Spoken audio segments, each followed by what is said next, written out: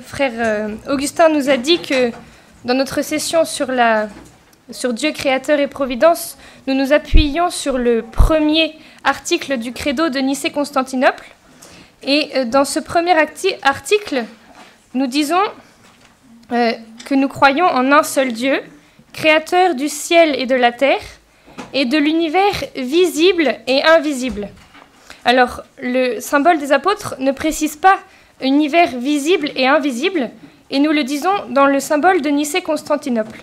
Alors, pourquoi précise-t-on univers visible et invisible, et quel est cet univers invisible que Dieu a créé? Donc, dans le catéchisme de l'Église catholique, on nous dit que dans l'Écriture sainte, l'expression « ciel et terre » signifie tout ce qui existe, la création tout entière. La terre étant le monde des hommes, et le ciel, tout en pouvant désigner le firmament, c'est-à-dire le ciel, on peut dire matériel, désigne en fait aussi le lieu propre de Dieu, le lieu des créatures spirituelles, le lieu des anges. Mais que sait-on des anges? Que sait-on de leur existence? Que sait-on de leur création, de leur rôle? Eh bien, c'est exactement ce qu'on va voir maintenant. Et dans notre monde très scientifique et très matérialiste, les anges semblent davantage relever du conte de fées plus que de la réalité. Et pourtant, paradoxalement, les anges connaissent aussi un grand regain d'intérêt. Vous pourriez aller voir sur Amazon le nombre de livres qui sont vendus sur le sujet, c'est assez impressionnant. Et puis on voit beaucoup de superstitions à propos des anges, beaucoup pensent que c'est porte-bonheur d'avoir un ange autour du cou, on voit plein de petits angelots qui se baladent, c'est très très en vogue. Alors on va essayer de mieux comprendre ce que sont les anges, à partir surtout de l'Écriture sainte et de l'enseignement de l'Église. Donc dans un premier temps, nous essaierons de voir ce que sont les anges, nous parlerons de leur existence, que nous distinguerons de leur création, que nous verrons dans un deuxième temps. Enfin, nous essaierons de voir comment les anges sont au service du dessein créateur de Dieu et de notre salut. Donc notre première partie, qu'est-ce qu'un ange? Avant tout, il nous faut savoir de quoi, ou plutôt de qui l'on parle, car ce sont des personnes. Les anges, donc, le mot ange vient de agélos. Alors, je ne sais pas si ça se prononce comme ça, parce que j'ai jamais fait de grec, mais voilà, c'est du grec agélos, qui signifie messager. Et saint Augustin distingue la nature et la fonction de l'ange. Donc le mot ange désigne sa fonction et non sa nature. C'est-à-dire, c'est par exemple, un homme serait facteur. On dit que tous les anges sont facteurs. C'est leur fonction. Voilà. Donc, d'après ce qu'il est, c'est un esprit. Donc ça, c'est sa nature, il est esprit. Et d'après ce qu'il fait, c'est un ange. Donc, de tout leur être, les anges sont serviteurs et messagers de Dieu. Et en tant que créatures purement spirituelles, ils ont une intelligence et une volonté. Ils sont des créatures personnelles et immortelles. Ils dépassent en perfection toutes les créatures visibles. Nous les représentons avec des ailes parce qu'on veut illustrer leur rapidité à obéir à Dieu, aux ordres de Dieu. Mais en soi, comme ils sont esprits, on ne peut pas les représenter. Mais nous, on les représente parce que notre esprit humain a besoin de voir, de visualiser, voilà, de se donner une idée. Alors, à l'origine, tous les anges ont été créés bons, mais nous verrons par la suite que certains se révoltèrent contre Dieu et devinrent des démons. Actuellement, l'existence des anges et celle des démons est remise en question par beaucoup, et même par des chrétiens. Et comment alors peut-on répondre comment peut-on leur répondre? Alors peut-on affirmer l'existence des anges? Alors nous, bien sûr, on en est certain que les anges existent, mais il faut qu'on fonde cette certitude et qu'on sache pourquoi on croit en l'existence des anges. Donc le CEC affirme l'existence des êtres spirituels, non corporels, que l'Écriture sainte nomme habituellement anges, est une vérité de foi. C'est-à-dire qu'on n'a pas le choix d'y croire ou non. C'est une vérité de foi. Le témoignage de l'Écriture est aussi net que l'unanimité de la tradition. Donc c'est une vérité de foi qui s'appuie sur le témoignage de l'Écriture et de la tradition. Nous allons donc d'abord nous pencher sur les Écritures. Qu'est-ce que nous apprend la Bible sur l'existence des anges? Alors, je pense que si on veut nier l'existence des anges, on doit arracher toutes les pages de la Bible, parce qu'ils sont très très présents dans toute la Bible. Et ce qui pourrait être surprenant, c'est en fait que c'est dans le Nouveau Testament qu'ils sont le plus présents, et surtout dans l'Apocalypse. Le mot ange, alors on prend dans le mot ange tout ce qui est séraphin, chérubin, tout ce qui est regroupé sous le mot ange. Donc ce mot revient 155 fois dans l'Ancien Testament et 166 fois dans le Nouveau Testament, en sachant que l'Ancien Testament représente les 3 quarts de la Bible et que le Nouveau Testament est très peu. Enfin, voilà. Donc leur existence est donc une certitude acquise dans la parole de Dieu et n'est pas remise en question par les pères et par les conciles successifs, au contraire. Donc je vais essayer de vous donner une petite chronologie de ce que dit l'Église sur les anges au cours du temps. D'abord, nous avons les pères de l'Église, donc dès les premiers siècles, qui vont parler des anges. Nous avons Origène, Saint Jérôme, Saint Basile et beaucoup d'autres qui sont dans les tout premiers siècles qui parlent de l'existence des anges. Puis ensuite, le magistère se prononce, tout d'abord donc dans le symbole de Nicée-Constantinople, date 325, donc 4e siècle, puis de façon plus développée au Concile de Latran IV, 1214. Alors là, si vous voulez approfondir, le Concile de Latran IV parle beaucoup de l'existence des anges, et il affirme notamment « Nous croyons et confessons qu'un seul est le vrai Dieu, qui, par sa force toute puissante, dès le commencement, a fait de rien 2 sortes de créatures, la spirituelle et la corporelle, c'est-à-dire les anges et le monde terrestre, et puis l'homme. » Cet enseignement sera repris au Concile de Trente en 1564 et au Concile Vatican I, 1870. Et enfin, notre catéchisme actuel, qui est le fruit du Concile Vatican II, et dont nous avons déjà cité l'affirmation au tout début. Voilà, donc ça c'est la voix de l'Église qui appuie et confirme l'existence des anges.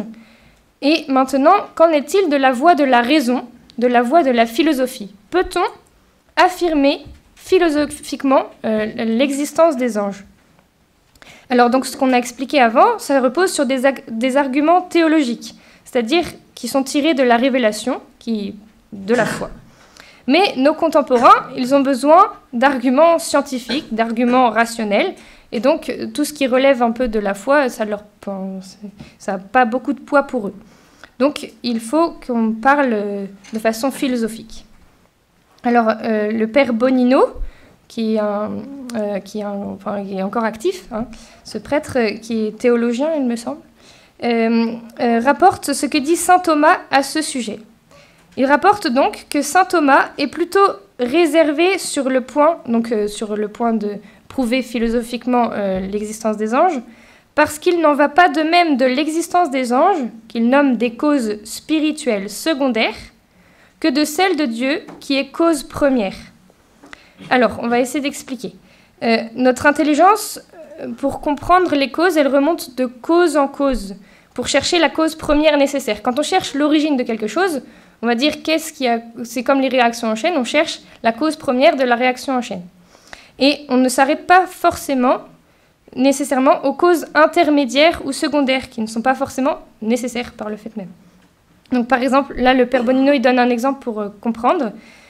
Si on connaît l'auteur d'un livre, par exemple, là j'ai le livre bleu du MSM, je sais que c'est Dongobi qui a reçu l'élocution, mais je ne peux pas affirmer l'existence d'un secrétaire ou d'une secrétaire qui aurait tapé le livre. Je ne peux pas l'affirmer. Ça peut être le père lui-même qui a tapé son livre.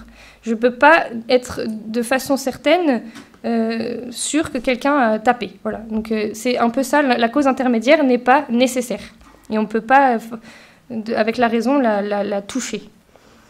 Donc saint Thomas pense que... alors, pardon.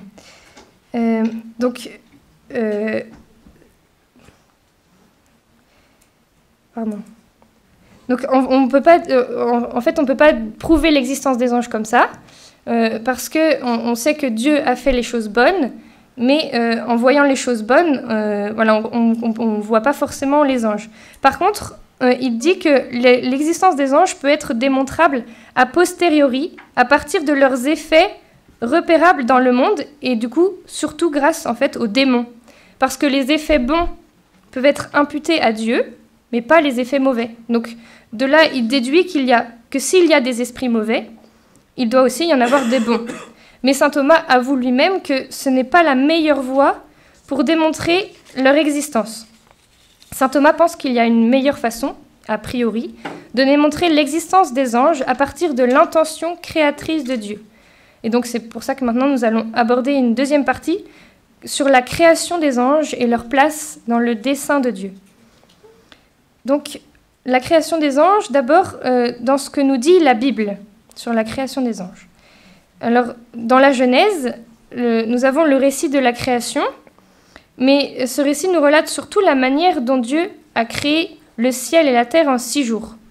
Nous avons en détail la création de l'homme et de la femme, mais qu'en est-il de celle des anges ? En fait, on ne nous parle pas explicitement de la création des anges, mais implicitement, il y a plusieurs indices. Tout d'abord, dans le tout premier verset. « Au commencement, Dieu créa le ciel et la terre. » Le ciel et la terre peut indiquer ce monde invisible, le ciel plutôt, peut indiquer ce monde invisible dont nous avons parlé au début, et qui diffère du firmament. En fait, quand dans la Genèse, on lit la création du ciel firmament, c'est précisé ciel firmament, c'est-à-dire le ciel matériel. Alors que quand, au début, le premier verset, on a que Dieu créa le ciel et la terre, et donc là, le ciel peut désigner ce monde invisible, immatériel. Voilà. Donc ça, c'est un premier indice. Et ensuite, dans le premier verset du 2e chapitre, on a ce verset qui dit « Ainsi furent achevés le ciel et la terre avec toute leur armée ». Donc, toute leur armée pourrait désigner l'armée du ciel et l'armée de la terre, l'armée des anges et l'armée des hommes. Et d'ailleurs, la Bible, quand on parle des anges, vous verrez dans les psaumes, on parle souvent de l'armée. D'ailleurs, on appelle Dieu le Dieu des armées, l'armée des anges en fait, l'armée céleste. Ensuite, dans l'épître de saint Paul aux Colossiens, on a un témoignage encore plus explicite de la création des anges.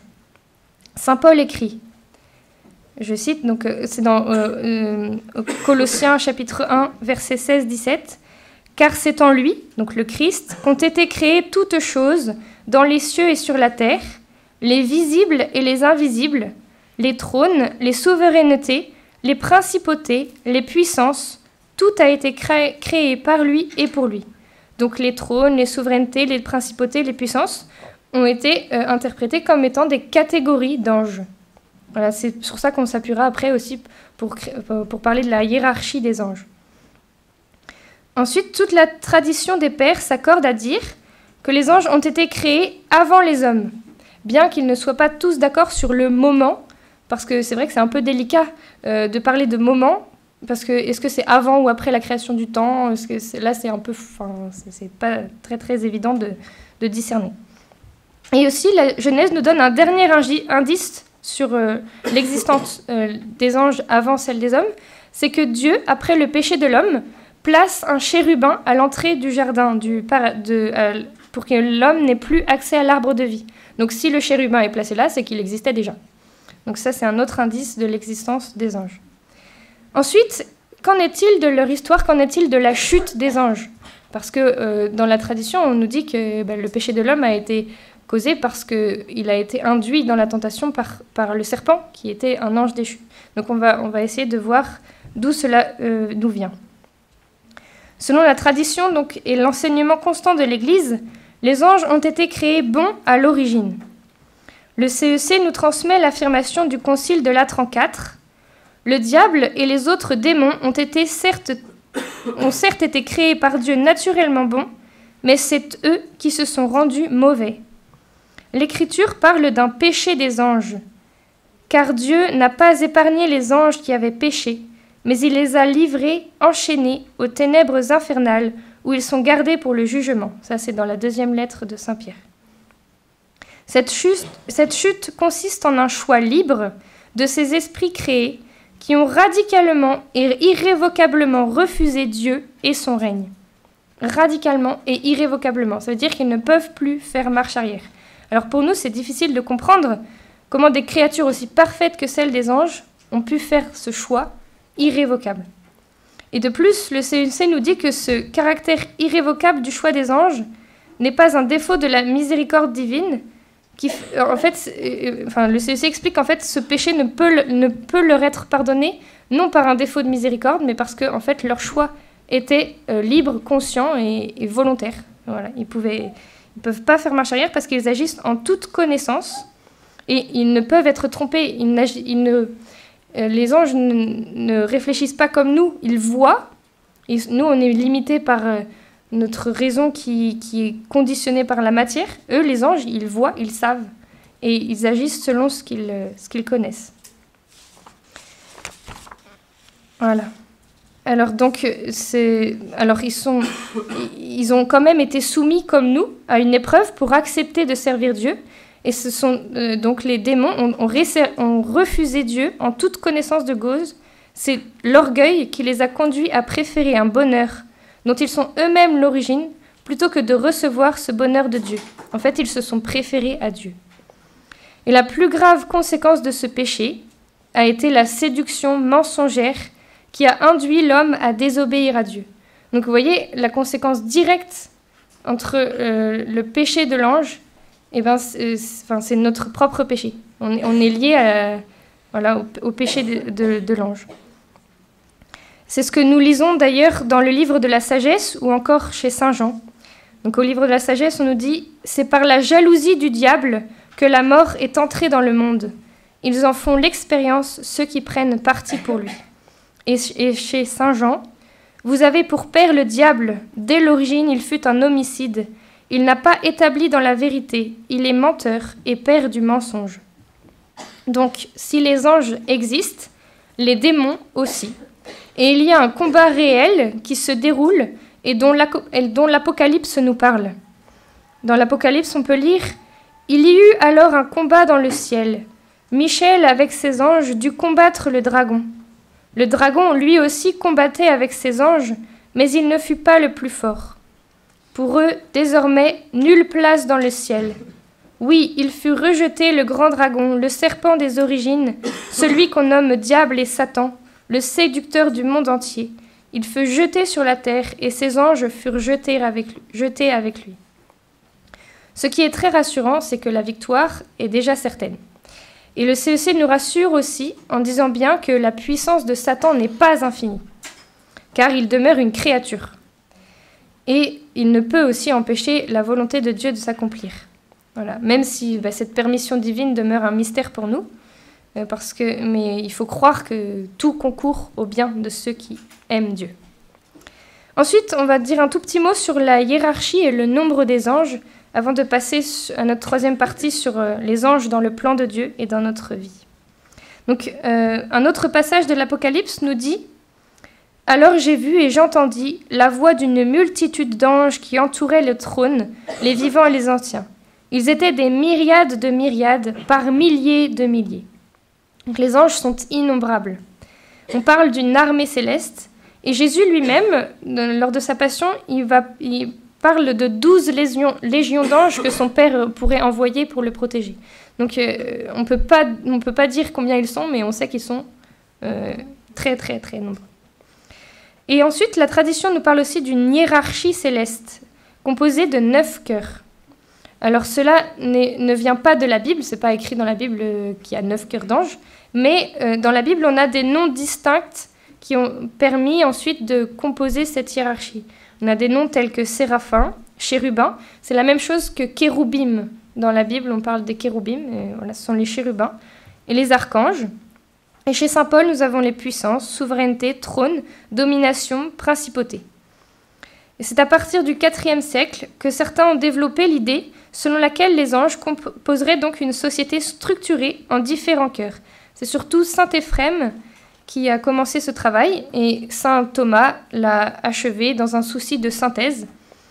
Et donc chaque cœur et chaque catégorie d'anges posséderait une mission particulière et nous pourrions les invoquer pour obtenir des grâces particulières. Par exemple, les séraphins pour obtenir la charité, les vertus pour obtenir la force dans le combat. Les chérubins, quant à eux, contemplent la vérité. Alors, si vous connaissez la couronne angélique, nous on l'a pris ici chaque 29 du mois, eh bien on prie chaque catégorie d'anges pour une grâce particulière. Voilà. Donc les anges ont une mission. Et quelle est donc cette mission dans le plan de Dieu et dans notre vie? Ce sera l'objet de notre dernière partie. Alors, dans un premier temps, on va voir comment les anges servent Dieu. Tout d'abord, les anges sont des adorateurs. Ils sont les adorateurs de Dieu. Nous le voyons surtout dans le livre de l'Apocalypse. Alors j'ai vu et j'entendis la voix d'une multitude d'anges qui entouraient le trône, les vivants et les anciens. Ils disaient d'une voix forte, « Il est digne, l'agneau immolé, de recevoir puissance et richesse, sagesse et force, honneur, gloire et louange. » Donc la journée d'un ange, c'est louer, louer, adorer, louer, contempler, servir Dieu. Et en fait, ils sont dans une béatitude éternelle. Donc ce sera aussi notre cas plus tard, donc il faut s'y préparer. Hein, mais les anges sont vraiment pour la gloire de Dieu. C'est une créature faite pour adorer, et ils sont sans cesse devant la face de Dieu. Ils sont donc aussi les messagers de Dieu. Donc qui dit messager, dit message, et dit destinataire. Donc le message, le grand message de Dieu, c'est l'annonce du salut. La préparation à la venue du salut par Jésus. Et les destinataires, ce sont nous, bien sûr, les hommes. Ils sont nos dévoués serviteurs, selon la volonté de Dieu. Donc tous les grands événements du salut ont été annoncés par des anges. Alors il y a une petite chronologie qui est donnée aussi par le CEC. D'abord, dans la Genèse, ils protègent Lot quand les anges vont détruire Sodome et Gomorrhe. Ils sauvent Agar, la servante qui avait eu Ismaël. Et quand ils sont dans le désert, hein, l'ange leur donne à boire, enfin, leur indique, les sauve voilà, de la faim. Ensuite, ils arrêtent la main d'Abraham alors qu'il allait immoler Isaac. Ils conduisent le peuple de Dieu dans l'Exode. Et ils annoncent beaucoup de naissances et de vocations extraordinaires. Et surtout, la plus grande, celle de la naissance du Sauveur, avec l'archange Gabriel, qui vient voir la Vierge Marie. Et ils sont encore présents dans la mission de Jésus. Dès sa naissance, ils chantent le Gloria. Ils le servent dans le désert après que Jésus ait vaincu toutes les tentations. Ils le soutiennent dans son agonie, alors que les apôtres sont endormis, il n'y a plus que les anges pour consoler notre Seigneur. Et ce sont eux qui annoncent aussi la résurrection aux femmes et aux apôtres. Ils sont encore très très présents aussi dans les actes des apôtres, alors que Jésus est déjà monté au ciel. Eh bien, ils agissent auprès des apôtres, ils délivrent Pierre et Paul de leur prison. Alors ça, ce sont des récits géniaux, il faut les lire parce que quand on voit comment les anges délivrent Pierre qui sort de sa prison, toutes les portes s'ouvrent, enfin, c'est incroyable, les anges sont très très forts. Et en fait, c'est passionnant comme eux, ils avaient l'habitude de croiser des anges. D'ailleurs, le père Bonino dit un petit mot délicieux. Il dit « Les anciens étaient sûrement moins surpris de croiser un ange sur la route ou de se faire agresser par un démon au détour d'une rapine mal éclairée que nous le sommes aujourd'hui de tomber sur un gendarme derrière son radar. » En fait, ils avaient vraiment l'habitude... Le monde surnaturel, c'était normal. Nous, un peu moins. Voilà, donc les anges étaient très très très présents et le demeurent encore. Mais c'est juste qu'il faut qu'on y recourt. Voilà. Et les anges, du coup, dans la vie de l'Église, encore aujourd'hui, les anges sont très très très présents dans la vie de l'Église, dans la liturgie. La liturgie de l'Église est liée à celle de la liturgie céleste. Et sur la terre, l'Église s'unit aux anges pour célébrer les saints mystères. Origène disait « Je n'hésite pas à penser que dans notre assemblée aussi, les anges sont présents puisqu'ils veillent sur l'Église. » Donc pensons-y quand on est à la messe ou quand on prie, on n'est pas tout seul. Il y a toute l'assemblée des anges. Je ne sais plus qui disait, je crois que c'est une réflexion d'enfant, qui disait que si les églises sont si hautes, c'est pour qu'il y ait la place pour nos anges au plafond. Et en fait, ils sont là. Voilà. Et quand surtout aussi au Sanctus à la messe, le Sanctus, quand on dit 3 fois Saint, c'est ce que disent les anges toute la journée. Saint, Saint, Saint le Seigneur. Eh bien, unissons-nous à eux pour pouvoir célébrer Dieu de manière digne. Voilà. Alors après, on pourrait aussi beaucoup parler mais on ne va pas le faire aujourd'hui, mais de l'action des anges, de l'action des anges qu'ils auront dans les derniers temps. Dans le livre de l'Apocalypse, on parle des derniers temps, et ce sont les anges qui ont tous les rôles importants et essentiels pour les châtiments. Ils auront un rôle capital. Voilà. Ensuite, donc là, on a vu comment les anges servent Dieu, et maintenant, comment les anges nous servent. Alors, cette partie, elle se veut plus pour votre vie spirituelle, pour vous montrer combien les anges peuvent être des alliés pour votre vie spirituelle, pour notre vie spirituelle. Et d'ailleurs, Mère Marie-Augusta le disait, il fallait que nous manifestions notre volonté de collaboration avec les anges et les habitants de la cour céleste. Il faut qu'on soit unis au ciel, parce que c'est notre patrie, et que les anges seront nos frères là-haut, et qu'il faut qu'on vive avec eux. Nous avons besoin de ces amis invisibles pour mener notre combat spirituel. Et notre foi nous apprend que Dieu a donné à chacun de nous un ange gardien, un véritable ami. Et cette tradition de l'ange gardien est très ancienne. Saint Basile, qui est un père du IVe siècle, a dit que chaque fidèle soit assisté d'un ange qui guide sa vie comme un pédagogue et un pasteur, personne n'y contredira s'il se souvient des paroles du Seigneur disant « Ne méprisez aucun de ces petits, car leurs anges contemplent sans cesse la face de mon Père dans les cieux. » Donc celui qui a dit qu'on avait un ange gardien, c'est Jésus lui-même. Voilà. Qui dit qu'on a un ange qui contemple sans cesse la face de mon Père dans les cieux. Et Saint Jérôme disait aussi « Si grande est la dignité des âmes que chacune, dès sa naissance, a un ange préposé à sa garde. » Donc, nos anges sont nos alliés dans notre combat spirituel. Alors, saint Ignace de Loyola, qui est un spécialiste de discernement des esprits, donc, il disait dans ses exercices spirituels que les anges sont incapables d'agir directement sur nos décisions.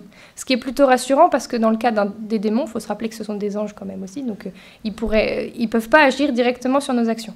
Mais comment agissent-ils ? Eh bien, par ils influencent nos actions en suscitant des images dans notre esprit ou des désirs dans notre sensibilité. Ce sont des intuitions. Parfois, on se dit « Oh là là, faut peut-être que je fasse ça ». En fait, notre ange agit, mais c'est à nous d'y être très attentifs. Alors, d'écouter aussi de se mettre à leur écoute. Alors, comment est-ce qu'ils agissent ? On va essayer de le voir aussi avec l'aide de plusieurs saints. D'abord, ils nous protègent. Notre vie physique, certes, mais aussi protègent la vie de notre âme, nous protègent du péché. Beaucoup de saints ont été protégés par leur ange gardien. Par exemple, Mère Yvonne Aimée de Malétroit, alors qu'elle avait été arrêtée pour être conduite en camp de concentration, a été miraculeusement transportée par son ange gardien. Elle s'est retrouvée chez elle. Voilà. Bon, ça ne nous arrivera pas, je pense pas, mais en tout cas, elle a été protégée du danger. Don Bosco aussi, alors lui, c'était pas un ange, c'était Grisou, mais les anges, ils ont de l'imagination, ils peuvent bien utiliser un chien, voilà. Mais donc, les anges nous protègent. Et ils nous évitent autant les dangers du corps que ceux de l'âme. Ils nous guident aussi, comme Sainte Catherine Labouré, qui a été réveillée le soir, alors que tout le couvent dormait, par un petit ange l'aspect d'un enfant de 4 ans, et qui l'a conduit jusqu'à la chapelle où la Sainte Vierge l'attendait. Mais aussi, combien de témoignages de personnes qui retrouvent leur chemin miraculeusement alors qu'ils étaient complètement perdus parce que leur ange les a guidés. Ensuite, surtout, ils nous accompagnent dans notre chemin spirituel, parce qu'ils sont bien plus soucieux de notre âme encore. Et ils sont au service de notre cheminement vers la sainteté. Ils nous soutiennent dans la prière en donnant un petit coup d'aile aux distractions. Ils nous soutiennent aussi dans nos luttes spirituelles contre nos mauvais penchants. Ils nous éclairent sur aussi nos défauts et ils nous aident à les voir et à lutter contre. Par exemple, Sainte Françoise Romaine, alors elle était en conversation avec des amis et vous savez, chez les femmes, malheureusement, quand on est bavard, ça dérape parfois. Et là, la conversation dérapait vers la médisance. D'habitude, Sainte Françoise Romaine, elle n'aimait pas ça, la médisance, elle aurait stoppé la conversation tout de suite. Mais ce jour-là, eh bien, malheureusement, elle s'est tue. et tout le monde a vu la gifle magistrale que lui a administrée son ange gardien. Il y avait une belle qu'on rouge sur sa joue, et voilà, son ange gardien l'a aidé à se corriger. Eh bien, il peut le faire pour nous aussi, pas forcément de manière visible, parce qu'on n'est peut-être pas assez humble encore pour ça, mais en tout cas, ils peuvent nous aider à corriger nos défauts, à nous aider à les connaître. Voilà, ils illuminent notre conscience pour que nous reconnaissions notre besoin de conversion. Origène disait que les esprits célestes aident les âmes à se convertir et ils partagent la joie de Dieu quand un pécheur se repent. On se rappelle de la phrase de la parole de Dieu. C'est ainsi, je vous le dis, qu'il naît de la joie devant les anges de Dieu pour un seul pécheur qui se repent. Donc les anges se réjouissent de notre conversion. Donnons-leur beaucoup de joie. C'est sûrement aussi pour cela que Padre Pio avait une grande dévotion aux anges gardiens et qu'il encourageait ses pénitents à beaucoup les prier. Alors là, c'est pas les anges qui donnaient des gifles, c'est le Padre lui-même. Alors, et donc, ils prient pour nous, ils offrent à Dieu nos sacrifices, ils intercèdent pour nous et nous accompagnent aussi au moment de notre mort. Voilà, des fidèles compagnons de toute notre vie. Avant de conclure cette partie, je vous donne un dernier avertissement. On a dit au début que les anges connaissaient une forte recrudescence d'intérêt. Alors il faut être très très très prudent parce qu'on en dit tout et n'importe quoi. Et ces fameux livres sur Amazon qui sont très nombreux, en fait, la plupart sont des choses qu'il ne vaut mieux pas lire. Il faut être sûr de ce que l'on lit. Et notamment ceux qui prétendent donner le nom des anges, il faut beaucoup se méfier. L'Église a été claire, elle a promulgué un texte qui s'appelle « Directoire sur la piété populaire et la liturgie », texte qui date de 2001, dans lequel elle interdit de donner aux anges des noms particuliers que la Sainte Écriture ignore. Donc dans la Bible, on ne connaît que le nom de 3 archanges, Michel, Gabriel et Raphaël, pas d'autres. Voilà. Donc s'il y en a d'autres qui vous disent « mais si, il y en a d'autres », ben non, l'Église dit qu'il vaut mieux pas chercher le nom des anges. Donc maintenant, nous allons conclure. Donc, il est vraiment important que nous renouvelions notre dévotion aux anges parce qu'en fait, nous avons vraiment besoin d'eux. Alors, il ne doit pas s'agir d'une dévotion superstitieuse où l'ange devient notre génie de la lampe qui accomplit tous nos désirs, mais il faut que ce soit un ami que l'on prie, à qui l'on confie des missions aussi. Parce qu'on peut prier on peut envoyer notre ange en mission. C'est un messager, donc il est fait pour ça. Et n'hésitons pas aussi à prier les anges gardiens des autres, ceux des autres conducteurs sur la route, ceux des personnes que nous rencontrons, ceux de nos amis et aussi ceux de nos ennemis, parce que tout le monde a un ange gardien, même les pires d'entre nous. Et je termine par une autre réflexion très intéressante du Père Bonino, qui nous dit que quand on se penche sur la question des anges, cela nous permet de mieux comprendre l'homme. Il dit en effet « Rien de mieux, quand on veut comprendre quelque chose, que de le comparer avec quelque chose qui lui ressemble et quelque chose qui lui est différent. » Donc rien de mieux pour comprendre l'homme que de le comparer à l'animal et à l'ange, son cousin. L'homme n'est ni ange ni bête, mais on a besoin de le comparer aux deux pour voir qu'il est homme, unique. Voilà, alors juste une petite...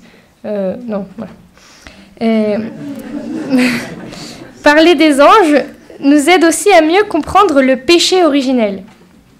Et là encore, le Père Bonino dit « Pour le théologien, le péché de l'ange, qui fit de lui un démon, lui offre le modèle d'un péché chimiquement pur. Ni la faiblesse de la chair, ni l'erreur, ni la bêtise, autant de circonstances atténuantes chez nous, ne peuvent expliquer le péché de cette pure et lumineuse intelligence qu'est l'ange. Il faut alors creuser jusqu'à la racine même du mal, l'orgueil spirituel, le refus de s'abandonner à Dieu dans l'obscurité de la foi. Parler de l'ange alors que l'homme lui-même est en crise d'identité peut nous conduire à rappeler la grande dignité de l'homme, doté d'une âme spirituelle immortelle, appelé à vivre avec Dieu pour toujours, comme les anges du ciel.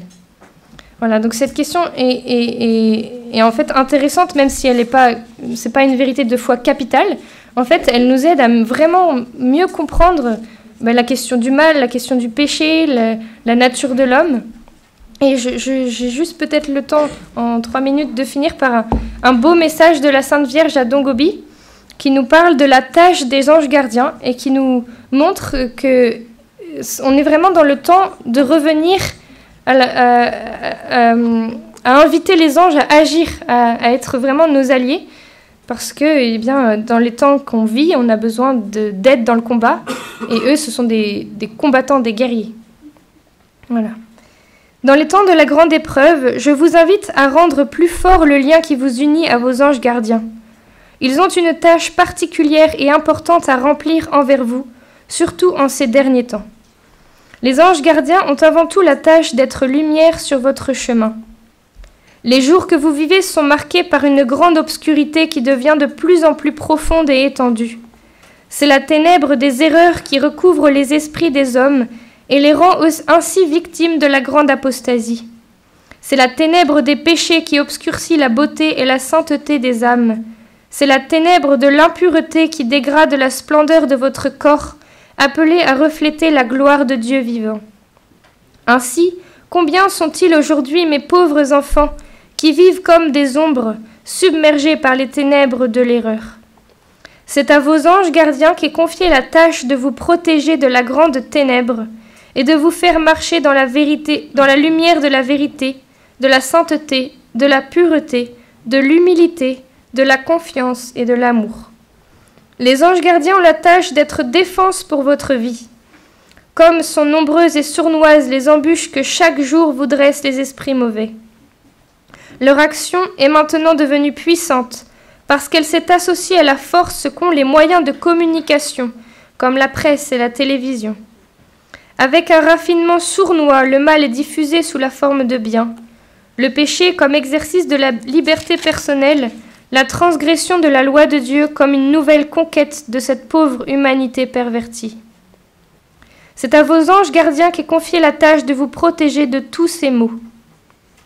Les anges gardiens ont enfin la tâche de combattre avec vous la même bataille pour obtenir la même victoire.